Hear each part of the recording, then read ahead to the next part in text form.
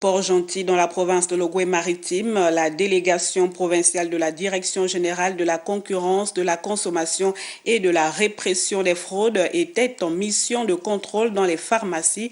Il était question de s'assurer du respect des prix fixés par le gouvernement sur les masques et gels hydroalcooliques. On regarde.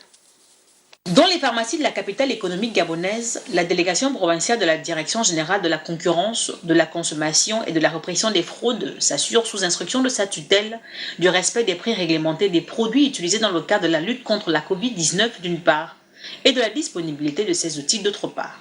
Donc ce matin, il était question de vérifier les prix homologués des masques et des solutions hydroalcooliques qui ont été bloqués pour lutter contre la propagation de la Covid-19. Et le constat, malheureusement, c'est que la plupart des pharmacies sont en rupture de stock. Pour certains d'entre eux, les stocks sont en cours de commande. Les commandes sont en cours, mais pour d'autres, il n'y en a même pas de commande. Une rupture de stock étroitement liée aux mesures gouvernementales en la matière. Nous avons eu au début de l'épidémie les masques que nous avions reçus d'ailleurs en août 2019, qui ont été vendus tout au début de l'épidémie.